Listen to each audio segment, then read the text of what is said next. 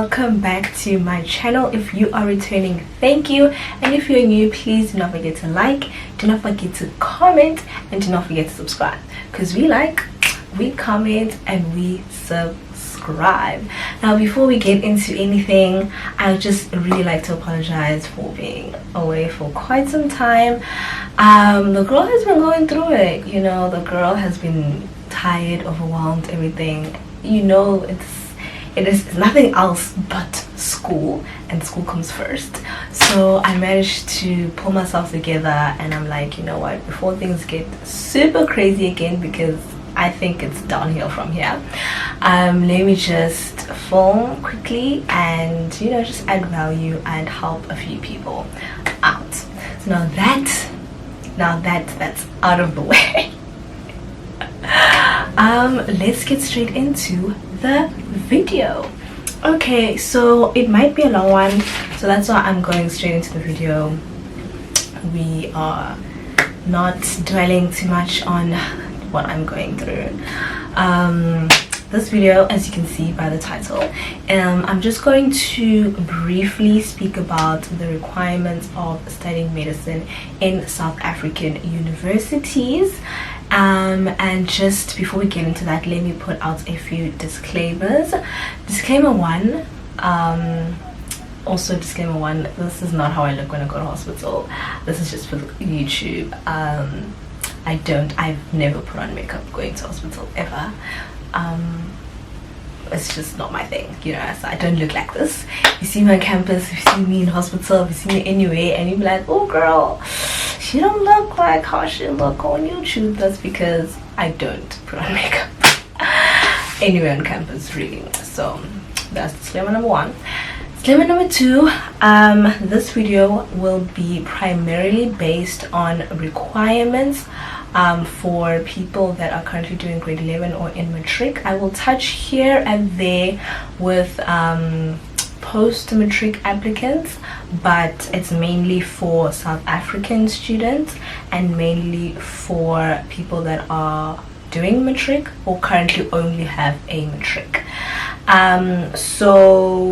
And in terms of South African students, I'm only going to be focusing on those who have the National Senior Certificate and wrote that exam, either IEB or government. And yeah, because there are other curriculums, I think, such as Cambridge, and also if you're not in South Africa, you'd have A levels, and that's calculated differently, and the APS scores and all those things are calculated differently, and that would have made this video extremely long. So I'm just going to focus on requirements that you need for matric. Alright, so also I covered 9 medical schools in South Africa. There might be a 10th one, but I'm not sure if University of Limpopo is actually still if they still offer medicine. I'm not quite sure, so I just went on the ones that I'm 100% sure of, and those are 9 universities. Also 3 things that are important or quite common in all of the universities are the NBTs, which are the National Benchmark Test, which every person needs to write if you are considering studying at a institution of higher learning, particularly a university. So the National Benchmark Test is basically a test where you have a language test and a mathematics test, and then you have, if you take pure maths, then you do the mathematics one and the quantitative one, I think.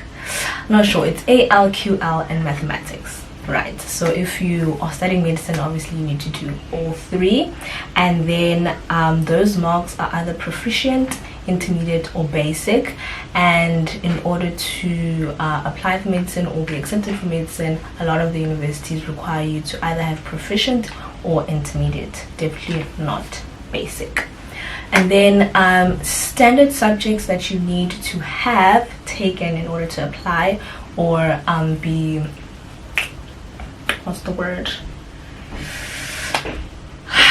not admitted, considered, there we go, to be considered to study medicine, you need to have English.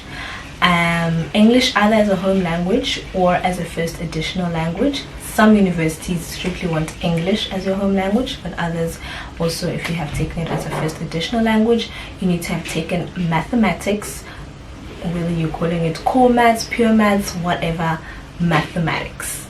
You need to have taken physical science, life science. Some universities want both physical science and life science. Some only want physical science, some only want life science. So as I go through the different universities, you will be able to see which one is applicable to you. That's if you've already picked your subject and you've already completed matric. But if you are obviously in grade 10 or grade 9 or grade 11 and you realize, I don't have life science, I don't have physics, can I still add on to it so that I can qualify for medicine? This can be helpful for you. And then another thing that is a common trend in all of the universities, if you are in grade 11, you apply with your end of year grade 11 marks. Then you also add on your grade 12 June marks as well as your end of year marks in grade 12. So 3 sets of marks that you need to make sure are tip top shape. End of grade 11, grade 12 June, and obviously end of matric. So those are basically sort of the common things that are expected of you throughout all the universities. At the end of the video, I'm just going to put everything in context and just explain which universities I applied to, which universities I got into, and also which marks did I get, because it's one of the few questions that I get: how much do I need to actually get into medicine? How much did you get in matric, and things like that, just to put everything into context, because this is a highly competitive field. They literally only have about 200 to about maximum 300 students that they take per year in each university. And if you hear the amount of people that actually apply, you can see that you really like need to put your best foot forward and just cross fingers and pray, because yeah. Okay, so the first university that we have here, and also in the description box I will link all of the university either prospectus or websites directly to where you can have a look at the MBCHB requirements, so you can read and understand in depth further, especially if you don't fit into any of the categories of either not being in matric or just only having a matric. You can be able to understand better. But also if you have anything that needs clarification, you can go and read there, and also the contact details from the universities, as they'll be able to give you the best information possible. Okay, so first, also this is in no particular order, no preference. This is just, I'm not saying this is the best or what, there's no order to this, it was just random. Okay, so first we're going to start with Wits, University of Witwatersrand. So basically what Wits wants you to have, it wants you to have English and an additional language. You need to achieve level 5, which is 60%, and these are minimum requirements. Mathematics also 60%, life science and or physical science, which is also 60%, and then to that they will add 2 of your best other subjects. Okay, and then they will add these as a percentage and not symbols. So they'll either use, if you got 62, you got 62. It won't be level 5, level 7, level what. They will use the exact percentage.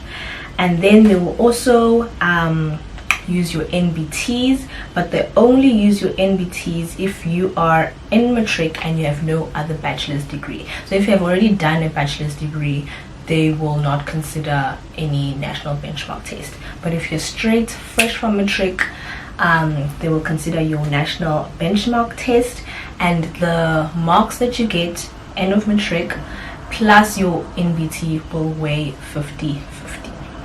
Okay, Wits has 2 entry points. in which you can apply for medicine. So you can apply to straight from university or from any other degree, and you will get in from first year. But you can also apply for the graduate entry medical program, I think, the GEMP program, where you start in your third year. So to get more information about that, please do visit the website. Also, one thing I forgot to mention in the beginning, some of these may be outdated, but I went on what's currently on the website now. Some definitely have updated their website, and these are criterias for the academic year of 2022, which means people applying right now, this is what is applicable to you. Some only still have from 2021, so I'm assuming they have not changed any of their requirements. So this is what was on the website by the time that I researched this. Then now we have the University of Pretoria. University of Pretoria, pretty much the same. It's English and additional language level 5. However, the University of Pretoria requires you to have a minimum of 70%, which is a level 6 in mathematics, and their compulsory subject is physical science. So in the University of Pretoria, you do not need to have life science as one of your subjects. You only need to have physical science, and you need to have an APS score of no less than 35, and that is taken into consideration all of your subject.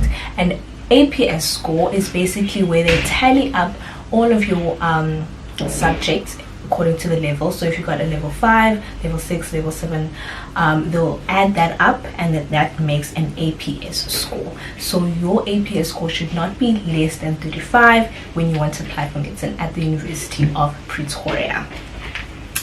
And then the entry point for UP is only in first year, so there isn't a provision that they can make for you to enter into any other year, so it's only in first year. However, if you are accepted for a BSc at the University of Pretoria, you're allowed to apply a second time halfway through the year, provided that your APS is 35 and your average was above 70% for mathematics. So you're given 2 chances. So you're able to apply end of matric or with your grade 11 results in matric, and then if you don't make it, you have a second opportunity to apply in June as well. Okay, so then our third university is the University of Stellenbosch. You know, SU baby. This is where I am. So basically, Stellenbosch University requires your NBT, and it requires you to have an average of 70%. And then for mathematics, physical science, life science, you are required to have a level 4, which I believe is 50%. Child, why are they actually lying to people? 50%, child. Anyway, and Afrikaans and English is strongly recommended in this university. So it's not a requirement, but it's a strong recommendation to have Afrikaans and English as your subjects. And you just need a level 4 and an average of 70% to apply.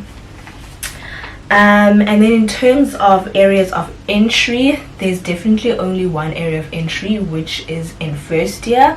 However, what I do know is that if you've done a BSc degree or of sorts, you may be exempt from certain modules in first or second year, depending on what you have done. But we all start in first year. What I do know is that if you do a BSc in Stellenbosch University, I think after your first year of completing the BSc, you are able to apply to switch over to medicine. But however, as I said, you do start from first year. So yeah. Then now we have the University of Free State. So the University of Free State requires you to have an average of 60% for each of the subjects, so either English or Afrikaans as a home language or a first admission language, mathematics, physical science, and life science. So the University of Free State requires you to have physical science and life science.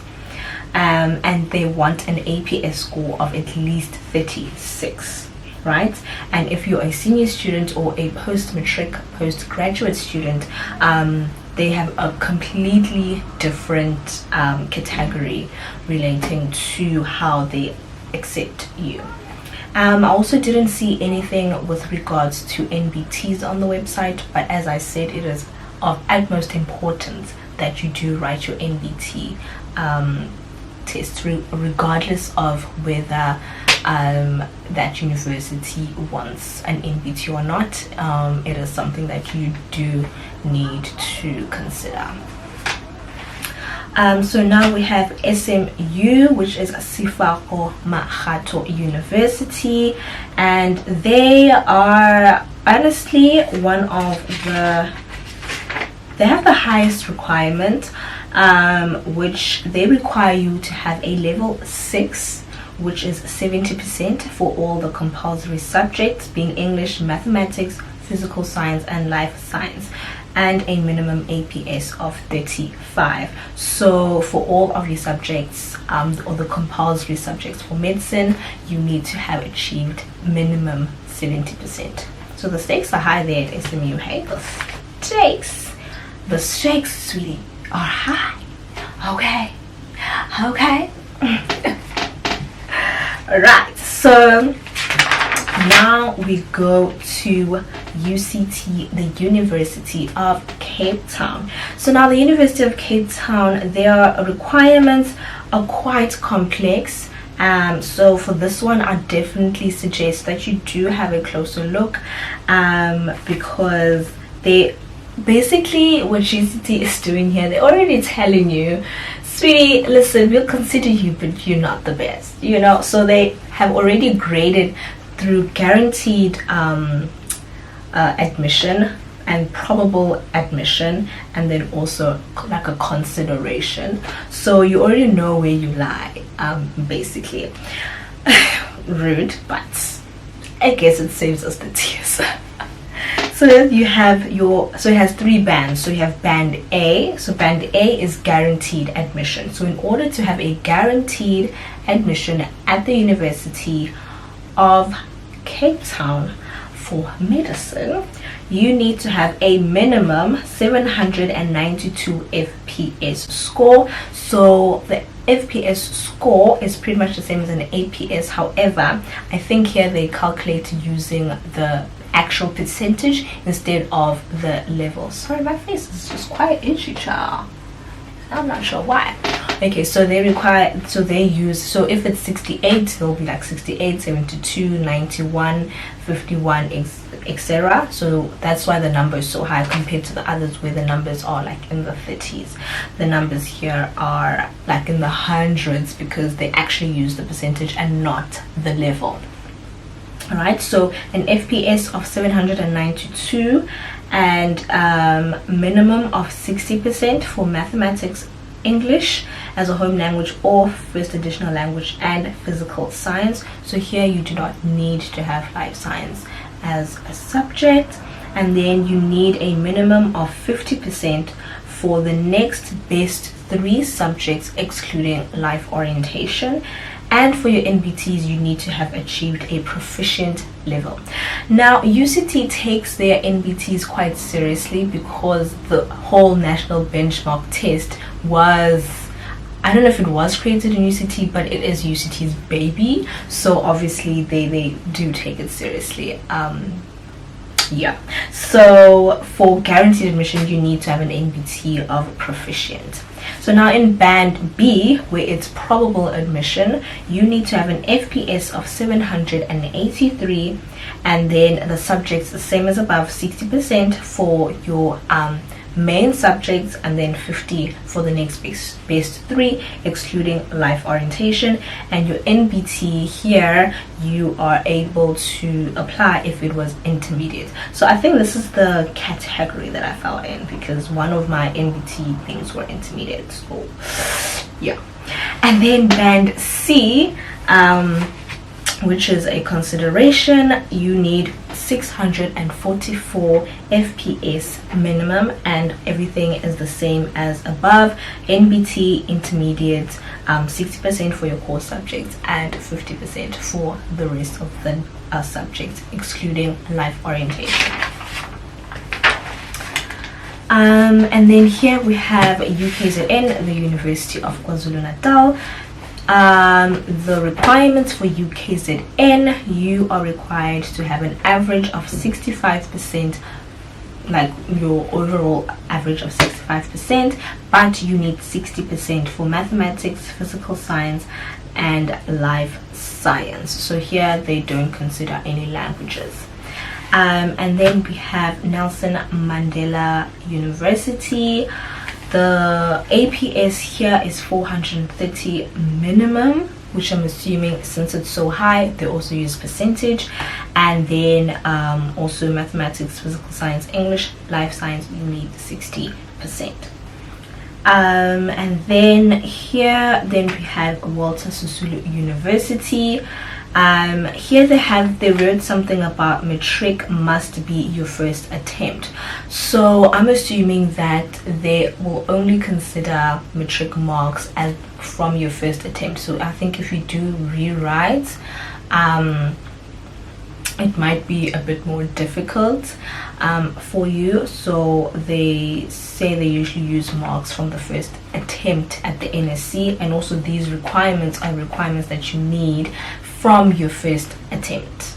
I'm not sure if that makes sense, but that's how I understood it when I read. And with that, it's 60% for all your subjects, and 2 non-LO subjects. So you need 60% for maths, English, either home language or first additional, life science, physical science, and also 2 subjects that are non-LO subjects. And if you are post-matric and you do have post-matric qualifications, you're only required to have a level 4 of those subjects, as well as they will look at your post-matric achievement to be considered. So basically that's the general consensus of the requirements. General consensus: NBT is important, get proficient level if you can, so do actually kind of prepare for your NBT. You need, depending on the university, either 70 or 60% for certain subjects, and you definitely need to have mathematics, life science, and physical science along those lines. So yeah, those are the requirements. Is there anything else that I forgot? No, I don't think so. So as I said, now we are putting everything into context, right? Obviously you like hearing 60%. Hi man, this is easy. Yes, it's 60%, but honestly, truly, it's not 60%, because you're competing with people that have gotten 100%, from 100% all the way to 60%, and there is limited space. I remember when we had it wasn't career day, it was just random day, and universities used to come. I remember Wits used to do this thing where they had the minimum requirement, and then they put in the next column the marks of the person who got the least, and it was completely not the same. Yo, wow, my memory ran out there for a second. Okay, so I've been talking a little too much. Okay, so yeah, so which is why it is paramount, absolutely important, that you apply to as many universities as you can. Obviously there are application fees, so apply to as many as you can financial wise, because it's definitely going to come into your favor. I applied, well, when I was applying there were only, or I knew of only 1, 2, 3, 4, 5, 6, 7, yeah, I only knew of 7 medical schools. And I applied to Wits, I applied to UP, I applied to Stellenbosch, Free State, SMU, and UCT. 1, 2, 3, 4, 5, 6. So I applied to 6 universities, and let me tell you the lots of people that actually accepted me. So I got guaranteed acceptance at Stellenbosch, UFS, SMU. Yeah, 1, 2, 3. So those 3 universities accepted me quite early and guaranteed, like it was set. Wits, I can't remember. I honestly cannot remember. UP, I think there was some time it was provisional. I really cannot remember. UCT, I remember clearly it was definitely provisional for the longest time. Yeah, it was provisional for the longest time. Surprisingly, all the universities definitely accepted me for actuarial science, but for medicine,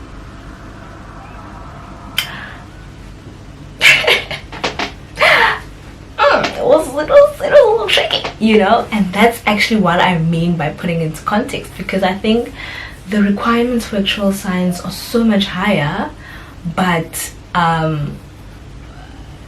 they just, I don't know, they just accept. Whereas medicine, it's a very unique and just a very strange field. My subjects, I had English as a home language, I had Afrikaans as an additional language, I had mathematics, I had life science, I had physics, I had accounting, and I also took advanced program mathematics, or AP maths.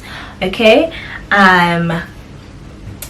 and then I applied with my end of grade 11 marks. Those marks were actually the marks that I believe got me into medicine. Those were the best marks I'd ever seen in my entire life. I did really well in maths, really well in physics. I did really well in life science. So I did really well in the subjects that mattered. And then obviously I also did well in the others because it does play a role. And yeah, so my average wasn't as high as other people, but in the subject that mattered I got really high marks. So sometimes you find that people like stress themselves about the overall average, whereas then what is the key differentiator sometimes is not only your average, but then how you did in those individual marks. I think in end of grade 11, I really cannot remember, but I think my average was 83, 84. But I think roughly that's where I was. Grade 12 June, I honestly cannot remember, cannot tell you. I only remember my final matric marks, which is why I'm saying that the grade 11 marks are the marks that got me into medicine, because yeah, because of those grade 11 marks we made it. Some universities do state that once you are accepted, you need to either maintain those marks or get more. If you get less, you are kicked out. Fortunately for me, I got accepted at Stellenbosch University, and Stellenbosch was like, all I need to do is pass. And I was like, okay gang, that's all I'm doing, because I was tired. I was like, Stellenbosch is where my heart is going. Shout out to you.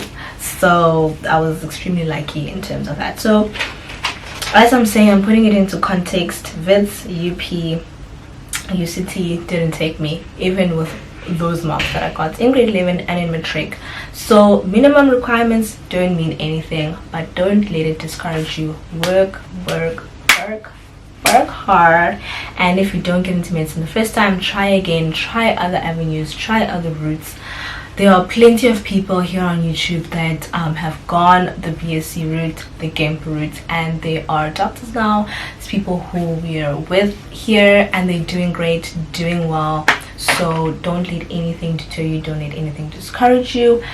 This was just a video to help you sort of place where you are, where you want to be, what decisions you need to make, what changes you need to make, what you need to step up, so that you can have minimal stress admission time, minimal stress when everything comes out, because you will sort of be comfortable in where you are going and what is going on with you.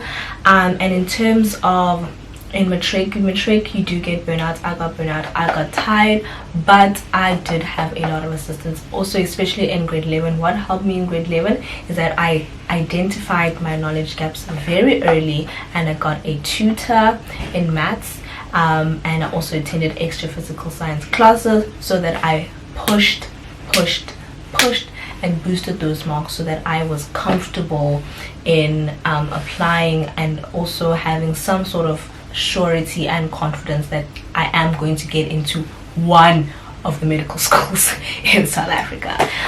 So just analyze, do an analysis, do a SWOT analysis. Where are your strongest points, where are your weakest points, work on that. And yeah, if you're applying this year, all the best. Remember, medical school applications close really early. Some close end of May, some end of June, some end of July. So please apply. If you are in any other lower grades and you're not applying yet, all the best. You can do it. It's not as hard as it seems. I promise you are more than capable. And if you're post-matric and thinking of applying for medicine, please do go for it. There's so many people that apply and have masters and we're studying law and so many other things. Just definitely do contact the said university for further information. And I really do hope this video was extremely helpful. If you have any other questions, anything that you can correct me on if I did make an error, or any questions or comments, please do leave them in the description box down below. This was a very long video. I've been talking for so long, but lastly, thank you so much for watching. Please do not forget to subscribe. We road to 1K, darling. And yeah, thank you so much. God bless you and all the best. Bye.